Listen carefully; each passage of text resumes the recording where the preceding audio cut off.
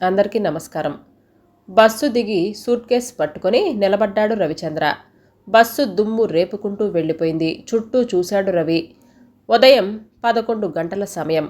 వైశాఖ మాసం. ఎండ అప్పటికే చిరచిరలాడిపోతుంది. కాసేపు నిలబడాలన్న కనుచూపు మేరలో పచ్చని చెట్టు లేదు.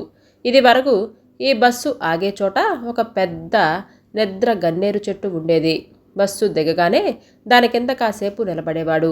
విశాలమైన ఆ చెట్టు నీడలో ఒక బడ్డీ కొట్టు ఉండేది. పక్కనే ఊళ్ళోకి వెళ్ళటానికి సైకిళ్ళు ఉండేవి. సైకిళ్ళ దగ్గరే సైకిలుకు గాలి కొట్టే కుర్రాడొకడు, పంక్చర్లు వేసే కుర్రాడొకడు ఉండేవారు. బడ్డీ కొట్టు ముందు ఒక చిన్న బెంచి. దానిమీద కూర్చొని చుట్ట కాలుస్తూ బడ్డీ తాతతో బాతాఖాని కొట్టే మనుషులు ఏరి, వాళ్ళందరూ ఏమయ్యారు? అన్నిటికీ మూలమైన ఆ చెట్టేది?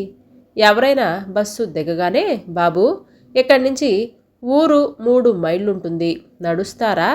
అయితే ఆ పెట్టెయ్యబండి, నేను తీసుకొస్తాను అని అంటూ చుట్టుముట్టే కుర్రాళ్ళేరి.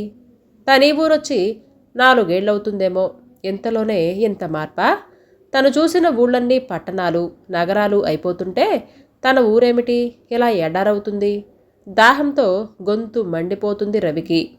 చుట్టుపక్కల గుక్కెడు నీళ్లు దొరికేటట్లు లేదు. ఎర్రటి మట్టిని రేపుతూ వేడిగాలి రేగుతుంది. ఊళ్ళోకి వెళ్ళాలంటే 3 మైళ్ళు నడవాలి. తప్పదు కదా అని అనుకుంటూ సూట్ కేస్ పుచ్చుకొని డొంకదారి వెంట నడవసాగాడు రవిచంద్ర. కాలి కింద ఎర్రటి మట్టి, నెర్రెలు వాడటంతో చెప్పులు పగుళ్ల మధ్య ఇరుక్కుపోయి నడక సాగటం లేదు. చుట్టూ ఉన్న పొలాలన్నీ బీటలు పడ్డాయి. పంట కాలవలు ఎండి నిర్రెలిచ్చాయి. నిలబడటానికి చెట్టు కానీ, తాగటానికి గుక్కెడు నీళ్లు కానీ కనపడటం లేదు. ఇదేమిటబ్బా, పొలాలన్నీ ఇలా బీళ్లుపోయాయి. బాట మీద ఒక్క మనిషి కూడా కనపడటం లేదు. ఏమైంది తన ఊరికి? ఎందుకిలా మారింది? పచ్చని పొలాలతో, పంట కాలవలతో, మనుషుల సందడితో కళకళలాడే తన ఊరు ఎడారైందే. ఆలోచిస్తూ నడిచి గంట తర్వాత ఊరు చేరుకున్నాడు. ఊరు మొదట్లోనే తనిల్లు. వీధి తలుపు తెరుచుకొని విశాలమైన పెంకుటిట్లోకి అడుగు పెట్టాడు. లోపల అరుగు మీద కూర్చున్న పిల్లలు రవిని చూసి చిన్నాన్నొచ్చాడు అని అరుచుకుంటూ లోపలికి వెళ్ళారు. సూట్ కేస్ పక్కన పెట్టి వరండాలో ఉన్న మంచం మీద కూర్చున్నాడు.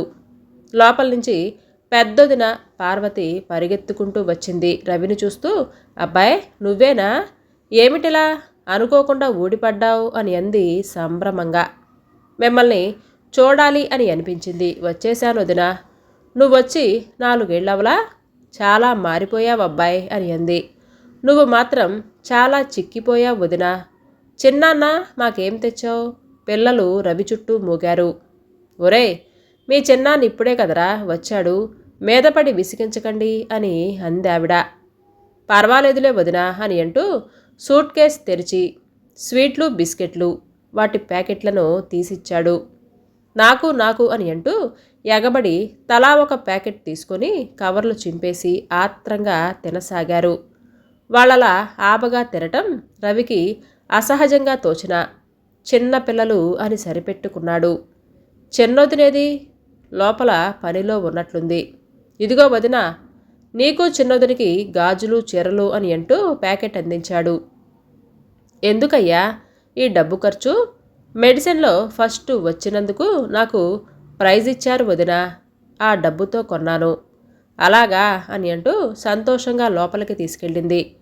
రవిచంద్ర బట్టలు మార్చుకొని కాళ్ళు కడుక్కోవటానికి నూతి దగ్గరికి వెళ్ళాడు. నూతి పక్కన బాదం చెట్టు కింద అంట్లు తోముతుంది చిన్నొదిన కమల. రవిని చూసి తత్తరపడుతూ లేచింది. రవి ఆశ్చర్యపోతూ, వదినా, నువ్వు అంట్లు తోమటమేమిటి, పనివాళ్ళు లేరా అని అడిగాడు. లేని నవ్వు తెచ్చుకొని, ఒంట్లో బాగాలేదని మానేశారులే అని అంది కమల. రాములు, సీతమ్మ, పాలేరు వీరన్న, గొడ్లకాడ పనిచేసే కుర్రాళ్ళు అందరికీ ఒకేసారి ఒంట్లో బాగోలేదా అని అన్నాడు. లేదులే, పక్కుళ్ళో జాతర జరుగుతుంటే వెళ్ళారులే. ఈ పని ఎంతసేపని చిటికలో చేసేస్తా. నువ్వలా పోయి కూర్చో, నీతో చాలా మాట్లాడాలయ్యా. వచ్చేస్తా అని అంది కమల. రవి కాళ్ళు చేతులు కడుక్కొని వరండాలో మంచం మీద కూర్చున్నాడు. పిల్లలు స్వీట్లు తినటం అయిపోయింది.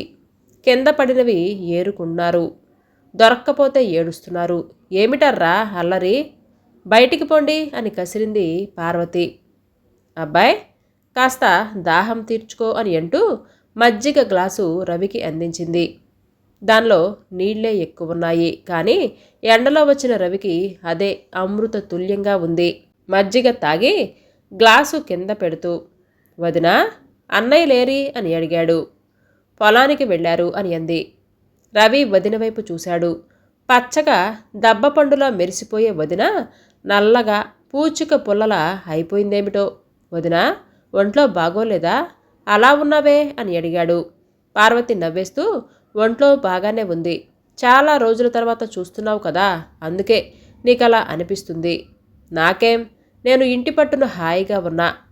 పట్నం తిండి పడక నువ్వే చాలా చిక్కిపోయావయ్యా అని అంది.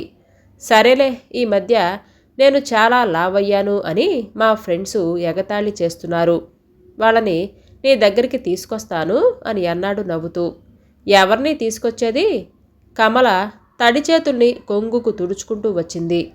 చిన్నొదినా, నువ్వు చెప్పు, నేను చిక్కానా లేదా అని అడిగాడు రవి. ఏమోనయ్యా, నువ్వు పట్నంలో ఏ పిల్లకు చిక్కావో నాకెలా తెలుస్తుంది అని అంది ఎంతో మామూలుగా. రవి క్షణం తెల్లబోయి ఆ తర్వాత పక్కున నవ్వాడు. వదినా, భలే ఎదురు దెబ్బ కొట్టావే. మరేం, వదినలంటే ఆషామాషీనా? ఆ, ఇంతకీ మరిది నీ చదువు అయినట్లేనా అని అడిగింది కమల. మెడిసిన్ అయిపోయింది.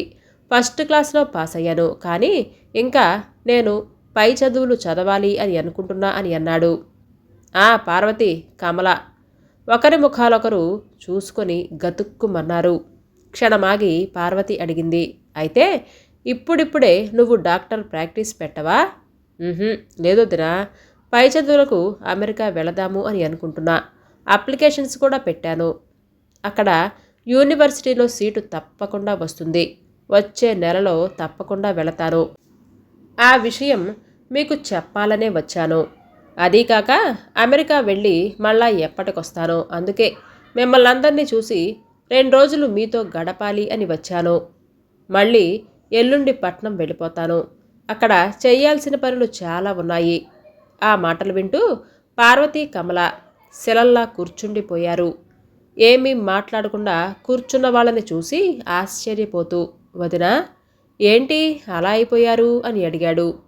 మళ్ళీ తనే అర్థమైనట్లుగా నవ్వేస్తూ, నేను అమెరికా వెళ్ళిపోతానని బెంగపడుతున్నారా? ఏం చేస్తాం, తప్పదు వదినా. పెద్ద డాక్టర్నే పేరు ప్రఖ్యాతలు పొందాలంటే ఇంకా పెద్ద డిగ్రీలు పొందాలి. అందుకు అమెరికా వెళ్ళక తప్పదు కదా. మా ఫ్రెండ్స్ అందరూ వెళుతున్నారు. ఈ 4 ఏళ్ళు నన్ను చూడకుండా ఉన్నారు కదా. అలాగే రోజులు గడుస్తాయి. అయినా వదినా, ఇంకా నా మీద బెంగేమిటి?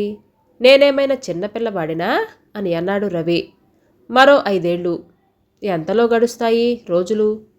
అయినా వదినా, ఇంకా నా మీద బెంగేమిటి?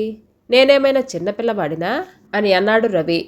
సంవత్సరంలో నీ చదువైపోతుందని ఇక నువ్వు ప్రాక్టీస్ పెట్టి డబ్బు సంపాదిస్తావని మీ అన్నయ్యలు అనుకుంటున్నారు అని అంది కమల. పార్వతి కమల చెయ్యి పట్టుకొని చెప్పొద్దన్నట్లు కళ్ళతో సైగ చేసింది. రవి అదేమీ గమనించలేదు. వదినా, ఒకప్పుడు ప్రాక్టీస్ పెట్టడానికి కేవలం డిగ్రీ సరిపోయేది, కానీ ఈ రోజుల్లో డాక్టర్ డిగ్రీకి విలువ లేదు. ఏదో ఒక దానిలో స్పెషలైజేషన్ చేయాలి. ఫారెన్ డిగ్రీలుండాలి. అప్పుడే డాక్టర్గా గుర్తింపు వస్తుంది, ప్రాక్టీసు నడుస్తుంది. అందుకే నేను అమెరికా వెళ్ళొచ్చే వరకు ప్రాక్టీస్ పెట్టను. అక్కడ చదువై డిగ్రీ సంపాదించాక అప్పుడు ఆలోచిస్తాను. అన్నయ్యలకు పొలాల్లో పనిచేయటం తప్ప ప్రపంచ జ్ఞానం శూన్యం. వాళ్ళిద్దరికీ నేను చెప్తాలే అని అంటూ మంచం మీద వెనక్కి వాలాడు. వదినా, నీ చేతి వంట తిని ఎన్నేళ్లైందో, ఆకలి మండిపోతుంది. త్వరగా వంట చేసి వడ్డిస్తావా? నాకేమిష్టమో నీకు తెలుసు కదా అని అన్నాడు నవ్వేస్తూ. అలాగేనయ్యా, రా కమల అని అంటూ పార్వతి కమలను తీసుకుని లోపలికి వెళ్ళింది. ఇంటి ముందున్న వేప చెట్టు నుండి చల్లటి గాలి శరీరాన్ని తాకగా రవికి కళ్ళు మూతలు పడ్డాయి. అలవాటు లేని 3 మైళ్ళ నడక. శరీరానికి బాధ కలిగించినా అలసిపోయిన శరీరం విశ్రాంతిని కోరింది. తిరిగి కళ్ళు విప్పేసరికి ఇంట్లో ఏదో గొడవగా మాటలు వినిపించాయి. అమ్మా, అన్నం వండావుకా, మాకు పెట్టు. ఈ సంకటి వద్దు. పడింది కన్ను. నాకు ఆలు కూర వెయ్యి. అవి మీకు కాదు, చిన్నాన్నకి. నోరు మూసుకొని తినండి. మేం తినం. కంచం తోసేసిన చప్పుడు. వెధవ నిన్ను. చెల్ చెల్ దెబ్బల చప్పుడు. అక్క, నువ్వుండు, వీళ్లకు నేను అన్నం పెడతాను. రండి సీను, రాజా, ఇలా రండి, మీకో మంచి కథ చెప్తాను. రవికి ఆ గొడవ ఏమిటో అర్థం కాలేదు. లేచి లోపలికొచ్చాడు. వదినా, పొయ్యి మీద నుండి గిన్నె దించుతున్న పార్వతి వెనుతిరిగి చూస్తూ, లేచావా అబ్బాయ్, రా, ఎండెక్కిపోతుంది, అన్నం తిందువుగాని అని కంచం పెట్టింది. అన్నయ్యలు రాని వదినా, తొందరేముంది? పొలానికి వెళ్ళిన వాళ్ళు ఎప్పటికొస్తారో, వాళ్ళ కోసం ఆగటం దేనికి? అన్నం వడ్డిస్తూ అంది. ఆలుగడ్డల కూర, ఊరగాయ ముక్క, పప్పు, చారు, అన్నం కలుపుకున్నాడు. ఇదేమిటో వదినా, నూకలన్నంలా ఉంది. ఏదో వాసన కూడా. ముఖం చిట్లించాడు రవి. పార్వతి నవ్వేస్తూ, వడ్లు ఇప్పుడేవో కొత్త రకాలు వస్తున్నాయిలే అని అంది. అన్నం తింటూ ఉండగా ఇందాక పిల్లల గోల గుర్తుకొచ్చింది రవికి. వదినా, పిల్లలకు ఈ కూర వెయ్యలేదా ఏమిటి? ఇందాక గొడవ పెడుతున్నారు అని అడిగాడు. ఎందుకు వెయ్యను? వాళ్లకు చేసిన కూరలు పనికి రావు, ఇంకేవో అడుగుతారు అని అంది. వదినా, పల్లెటూరి విశేషాలేమిటి చెప్పు. ఏమున్నాయి, అన్నీ బాగానే ఉన్నాయి అని అంది పొడి పొడిగా. మన పొలాలు బాగా పండుతున్నాయా? నువ్వేమిటి, సరిగ్గా తినటం లేదు, ఇంకొంచెం అన్నం పెట్టనా అని అంటూ మాట మార్చింది. వద్దు, పెరుగై. పెరుగు లేదయ్యా, బర్రెలు చూడు మీదున్నాయి అంది. సరే, లేచి వెళ్ళి చెయ్యి కడుక్కున్నాడు. మళ్ళా వచ్చి ముందు అరుగు మీద కూర్చున్నాడు. చుట్టూ చూశాడు. విశాలమైన పెరడు బోసిపోతున్నట్లుగా ఉంది. ఎందుకబ్బా ఎలా ఉంది? ఏమన్నా చెట్లు కొట్టేశారా? ఆ మూలగా గొడ్డసావిడి ఉండాలే, ఏమైంది? ఒట్టి కర్రలు కనిపిస్తున్నాయి, పైన ఆచ్ఛాదన లేదు. బర్రెలు పొలానికి వెళ్ళుంటాయేమో. దూడలు లేవే. అన్న గొడ్ల సావిడి బాగు చేయించలేదే, అలాగే ఉంచేశాడు. ఏమిటయ్యా ఆలోచిస్తున్నావు అని అంటూ వచ్చింది రెండో వదిన కమల. గొడ్ల సావిడి అలా ఉందే వదినా. కమల ఏదో అనబోతూ ఉండగా వెనకాలే వచ్చిన పార్వతి అందుకుంది. మీ అన్నలు పెద్ద షెడ్డు వేయించటానికి చూస్తున్నారు. ఇంతలో వీధి తలుపులు తీసుకొని ఇద్దరు కుర్రాళ్ళొచ్చారు. మంచం మీద కూర్చొని ఉన్న రవిని చూస్తూ, చిన్నన్నా, ఎప్పుడొచ్చావు అని అంటూ పరిగెత్తుకుంటూ వచ్చారు. ఆ ఇద్దరు పెద్దన్నయ్య కొడుకులు. చిన్న నిక్కర్లు, పైన నీరుకారి చొక్కాలతో మట్టి కొట్టుకుపోయి ఉన్నారు. 14-15 ఉంటాయి, కానీ సన్నగా బలహీనంగా ఉన్నారు. వాళ్ళని చూస్తూ, అదేంట్రా అలా ఉన్నారు, ఇవాళ స్కూల్ లేదా ఏంటి, ఆటలాడారా, అంత దుమ్ము కొట్టుకుపోయారు అని అడిగాడు రవి. వాళ్ళు తల్లివైపు చూశారు. పార్వతి నవ్వేస్తూ, ఇవాళ బడికి సెలవులిచ్చారులే, అయినా ఏం ఆటలరా, తిండి కూడా తినకుండా పొండి, కాళ్ళు కడుక్కోండి, పిన్నమ్మ అన్నాలు పెడుతుంది అని అంది. ఇక పిల్లలు లోపలికి వెళ్ళారు. వాళ్లతో పాటు కమల కూడా లోపలికి వెళ్ళింది. వదినా, సీతా కనకం ఏరి కనపడరే, వాళ్ళ కోసం పట్టులంగా గాజులు తెచ్చాను. సీత పెద్దన్నయ్య కూతురు, కనకం రెండో అన్నయ్య కూతురు. వాళ్ళు మావయ్య గారి ఊరెళ్ళారు అని అంది ఏటో చూస్తూ. ఏం చదువు మానేశారా? ఆడపిల్లలకు చదువెందుకులే. ఇంతలో పిన్నమ్మ, అబ్బా ఇవాళ పండగే, అన్నం ఆలుకూర. లోపల పిల్లలిద్దరూ ఆనందంతో అరుస్తున్నారు. పార్వతి చటుక్కున లేచి లోపలికి వెళ్ళింది. పిల్లలు కూడా తన దగ్గరికి ఇదివరకట్లా చొరవగా రావటం లేదే అని అనుకున్నాడు. కమల, పిల్లల్ని రవి దగ్గరికి పంపించబోకు అని అంటూ లోపల పార్వతి కమలతో చెప్తుంది. అది విని రవి ఇలా అనుకున్నాడు. బహుశా తను పడుకుంటాడని అనుకుంటుందేమో. అబ్బాయ్, కాసేపు పడుకో, బాగా ఎండగా ఉంది, తలగడిచ్చింది. పిల్లలేరి, వాళ్ళు పడుకున్నారులే అని లోపలికి వెళ్ళిపోయింది. రవికి ఆ వాతావరణం కొత్తగా అనిపించింది. మునుపటి ఆప్యాయత, ప్రేమ లోపించినట్లుగా అయింది. ఏంటి మార్పుకి కారణం? చాలాసేపు ఆలోచిస్తూ నిద్రలోకి జారాడు. పొద్దు పడమరకు మళ్ళుతూ ఉండగా మెలకువ వచ్చింది. లేచి కూర్చున్నాడు. చేతికున్న వాచీలో టైం చూస్తే 5 దాటింది. చాలాసేపు పడుకున్నానే అని అనుకుంటూ చుట్టూ చూశాడు. ఎక్కడా ఏ విధమైన అలికిడి లేదు. ఏమయ్యారబ్బా అందరూ? బర్రెలు కూడా ఇంకా పొలం నుండి వచ్చినట్లు లేవే. అన్నయ్యలు దాహంగా అనిపించింది. మంచినీళ్ళ కోసమని ఇంట్లోకి వచ్చాడు. పిల్లలు కూడా ఎక్కడా కనపడలేదు. వదినలైనా ఉన్నారా అని అనుకుంటూ దొడ్లోకొచ్చాడు. అక్కడ బాదం చెట్టు నీడలో కూర్చొని వదినలు ఇద్దరు ఇంతాకు ఏదో మందు వేసుకొని బాగు చేసుకుంటున్నారు. అక్కా, రవి నిజంగా అమెరికా వెళ్తాడంటావా? ఎన్నిసార్లు అడుగుతావు? మరిదే చెప్పాడు కదా అని అంది పార్వతి. అది కాదక్కా, ఈ సంవత్సరం అప్పు తీర్చకపోతే షావుకార్లు ఊరుకోరు కదా. బావగారు తీరుస్తాను అని మాట కూడా ఇచ్చారు కదా. పార్వతి మాట్లాడలేదు. బావగారు ఈ విషయం వింటే ఎంత కుంగిపోతారో. రవి మీదే ఆశలు పెట్టుకున్నారు. రేపు అప్పు తీర్చకపోతే బీడీ కట్టడానికి మనం కూడా వెళ్ళాలేమో. ఏమక్క మాట్లాడవే, కమల దిగులుగా అంటుంది. పార్వతి ఏదో అనబోతూ వదినా అని అంటూ వచ్చిన రవిని చూసి ఆగిపోయింది. గ్లాసు మంచినీళ్ళు ఇస్తావా? లేచి లోపలికి వెళ్ళింది పార్వతి. మంచినీళ్లు తాగి ముఖం కడుక్కొని బట్టలు మార్చుకున్నాడు. వదినా, టీ ఏమన్నా ఇస్తుందేమో అని చూశాడు. అదేమీ లేకపోయేసరికి వదినా, నా ఫ్రెండ్ కామేశం దగ్గరికి వెళ్ళొస్తా అని అన్నాడు. అతను ఊళ్ళో లేనట్టున్నాడే. అయినా చూసొస్తా, పిల్లలేరి ఆడుకోవటానికి పోయారులే, త్వరగా వచ్చాయి అని అంది పార్వతి. రవి తలుపు తీసుకొని బయటకొచ్చాడు. చుట్టూ చూస్తూ వీధుల వెంట నడవసాగాడు. ఊరు మునుపటి ఊరులా లేదు, అంతా మారిపోయింది. చాలా ఇళ్లకి తాళాలు వేలాడుతూ ఉన్నాయి. ఇళ్ల ముందు ముగ్గులు లేవు. ఇళ్ల అరుగుల మీద మనుషులు లేరు. వీధిలో గొడవగా ఆడుకునే పిల్లలు లేరు. ఏ ఇల్లు సరిగ్గా లేదు. పెంకుటిల్లు పాడుబడిన గృహాల్లా ఉంటే పాకలు ఆకుల్లేక బోసిగా ఉన్నాయి. అక్కడక్కడా ఇళ్ల ముందు ఒకరిద్దరు ముసలాళ్ళు కూర్చొని వీధుల వైపు చూస్తున్నారు. రవికి ఇదంతా ఆశ్చర్యంగా ఉంది. ఏమైంది తన ఊరికి? ఏ మహమ్మారి పట్టి పీడిస్తోంది? నడుచుకుంటూ ఊరు చివరకొచ్చాడు. ఒకప్పుడు ఒక పెద్ద చెరువుండేది. ఇప్పుడది ఎండిపోయి నెర్రెలు వారింది. చెరువు అవతలి గట్టున పెద్ద గుంపు కనపడింది. ఊళ్ళో జనం అక్కడ ఉన్నట్లున్నారే. ఏ రాజకీయ నాయకుడైనా మీటింగు పెట్టలేదు కదా.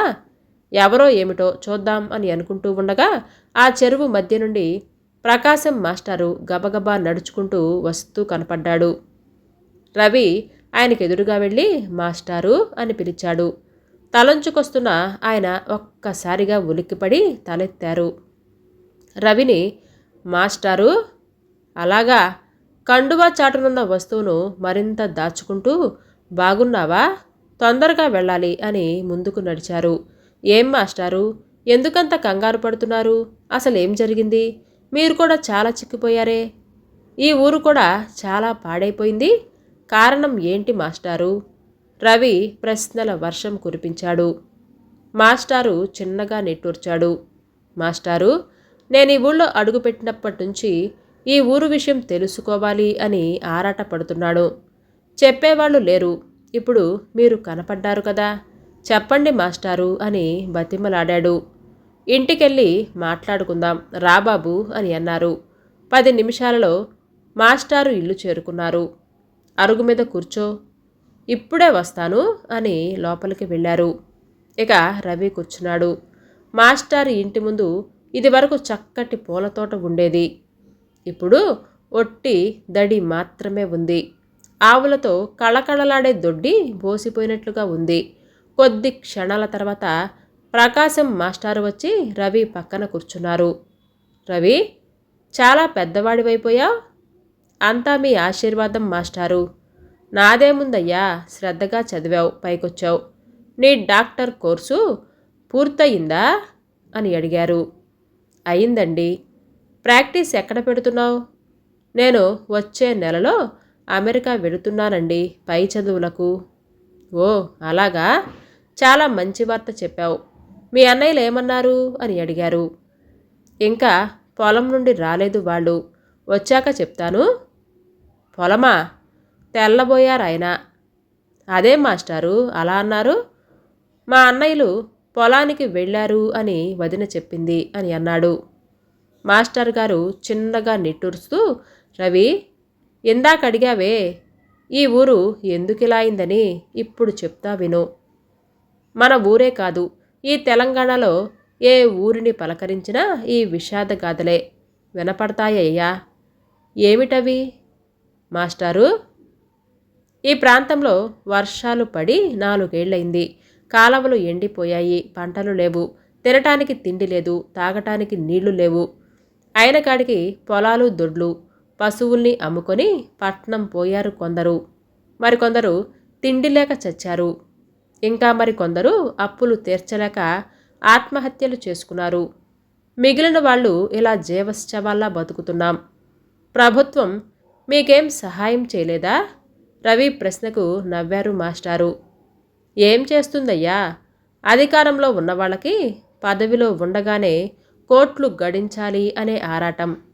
ఎవడికి వాడు తమ స్వార్థం చూసుకుంటారే కానీ మా గురించి ఎవరాలోచిస్తారు? ఇటీవల కొన్ని రాజకీయ పార్టీలు గంజి కేంద్రాలు పెట్టి మేం పూర్తిగా చావకుండా మమ్మల్ని కాపాడుతున్నారు. ఇదయ్యా ఈ ఊరి కదా. అది విని రవి నిశ్చేష్టుడయ్యాడు.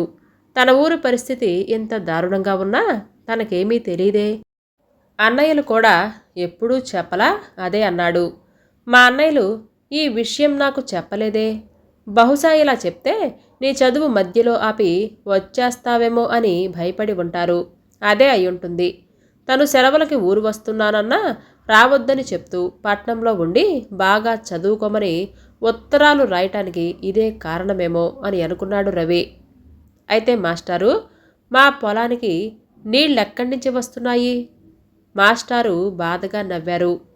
ఇంకా మీ అన్నయ్యలకు పొలాలెక్కడవయ్యా, ఎప్పుడో అమ్మేశారు. పశువుల్ని అమ్మారు, స్థలాలు అమ్మారు, ఉన్న ఇల్లు కూడా తాకట్టులో ఉంది. ఇన్నేళ్ల నీ చదువుకు డబ్బెలా వస్తుందనుకున్నావు? గుండె ఆగినట్లయింది రవికి. మరి వాళ్ళెలా బతుకుతున్నారు? బాధగా అడిగాడు. కొన్నాళ్ళు పొరుగోడలో కూలి పనికి వెళ్ళారు. ఇప్పుడు 6 మైళ్ళ దూరంలో ఉన్న సిమెంటు ఫ్యాక్టరీలో పనిచేస్తున్నారు. మగపిల్లల్లో పెద్దవాళ్ళిద్దరూ బీడీ పనిలో ఉన్నారు. ఆడపిల్లలిద్దరినీ పట్నంలో ఎవరింట్లోనో పనికి పెట్టారు మీ అన్నయ్యలు. పిల్లలిప్పుడు గంజి కోసం కేంద్రంలోనే ఉన్నారు. మాస్టారు, ఇక చెప్పకండి, గుండెలు బద్దలైపోతున్నాయి. నాకు తెలియకూడని ఎన్ని ఘోరాలు దాచిపెట్టారు. ఎంత భయంకరంగా ఉంది ఇంటి పరిస్థితి. ఇప్పుడు నేనేం చెయ్యాలి? కళ్ళ వెంట నీళ్లు జారాయి రవికి. మాస్టారు రవి భుజం మీద చెయ్యి వేశారు. బాధపడకు రవి, కష్టమంతా నీకోసమేగా. నువ్వు డాక్టర్వైతే వాళ్ళ బాధలన్నీ తీరిపోతాయి అని ఆశపడ్డారు. నువ్వు డాక్టర్వయ్యావు, వాళ్ళ కోరికలు తీరినట్లే కదా. రవి ఏమీ మాట్లాడలేదు. తను వాళ్ళ కష్టాలు తీరుస్తాడా? లేదు. తను చాలా దుర్మార్గుడు. ఇక్కడి పరిస్థితి పట్టించుకోకుండా అమెరికా వెళ్ళబోతున్నాడు. అక్కడి జీవితాన్ని గుర్చిన అందమైన కలల లోకంలో విహరిస్తూ ఉన్నాడు. మాస్టారు కనపడి ఈ విషయాలు చెప్పకపోతే తనింకా ఆ కలల్లోనే విహరించేవాడు. వాస్తవాన్ని పట్టించుకునేవాడు కాదు. ఎంత ఘోరం జరిగేది. మాస్టారు, పొద్దుట్నుండి వదినలు ఎన్ని అబద్ధాలు చెప్పారు. మాస్టర్ గారు నవ్వుతూ, బహుశా మీ అన్నయ్యలు చెప్పమని ఉంటారు. ఇక్కడ మన ఆడవాళ్ళకి భర్తల మాటలే శిరోధార్యం కదా. రవికి వెంటనే అన్నయ్యలను చూడాలి అని అనిపించింది. వెళ్ళొస్తా మాస్టారు. ఉండు బాబు, గ్లాసుడు మంచినీళ్ళైనా ఇస్తా. ప్రస్తుతం నీళ్లతోనే మా అతిథి మర్యాద అని లోపలికి వెళ్ళారు. రవికి మాస్టారి ఇంటి ముందు పూలతోట ఎందుకు లేదో, దొడ్లో ఆవులు ఏమయ్యాయో అర్థమైంది. అన్నయ్యలకు పశువులు ఆరో ప్రాణం. వాటిని అమ్మేస్తుంటే వాళ్ళెంత బాధపడి ఉంటారో. రవి, ఇవిగా మంచినీళ్ళు. మొన్నటి వరకు ఇంటికొచ్చిన వాళ్ళకి గ్లాసుడు మజ్జిగ ఇచ్చేవాళ్ళం. కానీ అమ్మాయి పెళ్ళికని ఆవుల్ని కబేళాకు పంపించాల్సి వచ్చిందయ్యా. మాస్టారి కళ్ళు నీళ్లతో నిండిపోయాయి. కండువా ముఖం మీద వేసుకొని బావురుమన్నాడు. మాస్టారు, ఊరుకోండి, బాధపడకండి, మళ్ళీ మంచి రోజులు వస్తాయండి. మాస్టర్ గారు తేరుకొని, నేనిప్పుడు మాస్టార్ని కాదయ్యా రవి, స్కూల్ లేదు, పిల్లలు లేరు. మాస్టారి గొంతు దుఃఖంతో పూడుకుపోయింది. మాస్టర్ బాధ గుండెల్ని ద్రవింపచేస్తుంది. వస్తా మాస్టారు అని అంటూ గబగబా నడిచి ఇంటికొచ్చాడు రవి. బయట నొలక మంచం మీద కూర్చున్న అన్నయ్యలు ఇద్దరూ గంజి కాబోలు తాగుతూ ఉన్నారు. రవిని చూడగానే చేతిలో గిన్నెలు కిందకు పెట్టి, రవి, తమ్ముడు అని అంటూ ఆప్యాయంగా కౌగిలించుకున్నారు. కుశల ప్రశ్నలయ్యాక, అన్నయ్య, పొద్దుటి నుండి కనపడలా, ఎక్కడికెళ్ళారు అని అడిగాడు రవి. పొలాల్లో ఎరువులు వేస్తున్నారు, అందుకని ఆలస్యమైంది అని అన్నారు. రవి మనస్సు కలుక్కుమంది. వీళ్ళు తననింకా భ్రమలోనే ఉంచుతున్నారు, నిజం చెప్పటం లేదు. చూద్దాం ఎంతసేపు దాచిపెడతారు, తనెందుకు బయటపడాలి అని అనుకున్నాడు. అన్నయ్య, ఏంటి తాగుతున్నారు? ఓ అదా, గంజి. ఒంట్లో నలతగా ఉంటే ఆచార్యులు గారు తాగమన్నారు, అందుకని. నాకేమైనా ఉంచారా? చాలే పరిహాసం. వదిన అన్నం వండి ఉంచింది, లే వెళ్ళి తిను అని అన్నాడు పెద్దన్నయ్య. తింటాలే. మన పొలాలు పశువులు ఎలా ఉన్నాయి అని అడిగాడు రవి. రవి, అన్నీ బాగానే ఉన్నాయి, కానీ నువ్వు ఎక్కడికెళ్ళొచ్చావు అని అంటూ మాట మార్చాడు. పక్క వీధిలోకేలే అన్నయ్య, నా డాక్టర్ కోర్సు అయిపోయింది కదా, వచ్చే నెలలో అమెరికా వెళ్ళాలి అని అనుకుంటున్నాను అని అన్నాడు వాళ్ళ ముఖాల్లోకి చూస్తూ. వాళ్ళ ముఖాలు ఒక్కసారిగా నల్లబడ్డాయి. అవును, మీ వదిన చెప్పింది. అప్పటికి కూడా వాళ్ళు బయటపడలేదు. అన్నయ్యల ఆప్యాయతకు బాధగాను కోపంగాను ఉంది. కానీ అన్నయ్య, అమెరికా వెళ్ళటానికి నాకు డబ్బులు కావాలి కదా, అవి అడుగుదామనే వచ్చా అని అన్నాడు కసిగా. డబ్బా? వాళ్ళిద్దరితో పాటు వసారాలో కూర్చున్న వదినలు కూడా ఒక్కసారిగా ఉలిక్కిపడ్డారు. ఎంత? రెండో అన్నయ్య మెల్లగా అడిగాడు. 25,000. అంత డబ్బే? ఏం లేదా? అన్నదమ్ములిద్దరూ ముఖాలు చూసుకున్నారు. డబ్బు రెడీగా లేకపోతే నా వాటా పొలం, ఇల్లు నాకే ఉంది కదా, అది అమ్మేసి డబ్బు తీసుకుంటా అని అన్నాడు కోపంగా. వాళ్ళప్పటికీ బయటపడలేదు. పైకి కోపంగా ఉన్నా మనసులో దుఃఖపడుతున్నాడు రవి. ఏం, నా వాటా లేదా? మొదటి సంవత్సరం నీ చదువుకు నీ వాటా పొలం అమ్మేశాంరా. అప్పుడు నీకు చెప్పే చేశాం కదా. వర్షాలు లేకపోవటం వలన పొలాలు బీళ్లు పోయాయి, ఎక్కువ ధర రాలేదు. ఓహో అలాగా. అలా అయితే మిగతా సంవత్సరాల్లో పంపిన డబ్బుకు ఏమమ్మారు? అన్నయ్యలు మాట్లాడలేదు. మరిది కొత్తగా మాట్లాడుతున్నాడు అని అనుకున్నారు వదినలు. ఏం మాట్లాడరే, మీ పొలాలు అమ్మేశారా? అబ్బా రవి, ఇప్పుడు అవన్నీ దేనికి? అమెరికా వెళ్ళటానికి నీకు కావలసిన డబ్బు ఎలాగో సమకూర్చి పెడతా, సరేనా? దిగులు పడకు, పెద్దన్నయ్య అంటున్నాడు. రవికి మంటెక్కిపోతుంది ఆ ధోరణికి. స్వార్థం కోసం తమ్ముళ్ళని బలిచ్చిన అన్నలున్న ఈ లోకంలో తమ్ముడి కోసం తన జీవితాలనే బలిస్తున్నారే. అటువంటి అన్నలున్న తనెంత అదృష్టవంతుడు. పొంగుకు వస్తున్న దుఃఖాన్ని మనసులోనే దాచుకున్నాడు. ఎంత ప్రేమకు తను అర్హుడు కాదు. వీళ్ల ఆప్యాయత, అభిమానం భరించలేకపోతున్నాడు. మరొక్క మాట అన్నగారి నోటి నుండి వింటే తన గుండె బద్దలైపోతుంది. ఇక తను సహించలేడు. లేని కోపం తెచ్చుకుని విసురుగా లేచాడు. ఏం చేస్తారు? 25,000 ఎలా సమకూర్చి పెడతారు? అమ్మటానికి పొలం లేదు, ఇల్లు లేదు, దొడ్లో పశువులు లేవు, తాకట్టు పెట్టడానికి ఇంట్లో పిల్లలు కూడా లేరు. పసిపిల్లలందరినీ పనిలో పెట్టారు కదా, ఇంకేం చేస్తారు? మీకు మీరే అమ్ముడు పోతారా? చెప్పండి. పిచ్చి పిచ్చిగా అరవసాగాడు రవి. చిన్నాన్న అరుపులకు భయపడి పిల్లలు తల్లి వెనకాల దాక్కున్నారు. వదినలు బెత్తరపోయారు. అన్నయ్యలు తలవంచుకొని ఉన్నారు. రవి దుఃఖాన్ని ఆపుకోలేకపోయాడు. చటుక్కున అన్నయ్యల కాళ్ళ మీద పడ్డాడు. అన్నయ్య, మీ మంచితనాన్ని భరించటం ఇక నా వల్ల కాదు. నాకంతా తెలిసింది. మంచితనానికి కూడా ఓ హద్దుంటుంది. నా కోసం మీ కుటుంబాన్ని బలిచ్చారు కదా. ఇంతటి మంచితనం, ఆప్యాయతలు, అభిమానాలు లోకంలో ఎక్కడైనా ఉంటాయా? మీ స్థితిని గమనించకుండా నేను మీ మీద నుండి నడుచుకుంటూ విమానం ఎక్కి విదేశాలకు వెళ్ళాలి అని అనుకున్నా. నేను ఎంత దుర్మార్గుణ్ణి!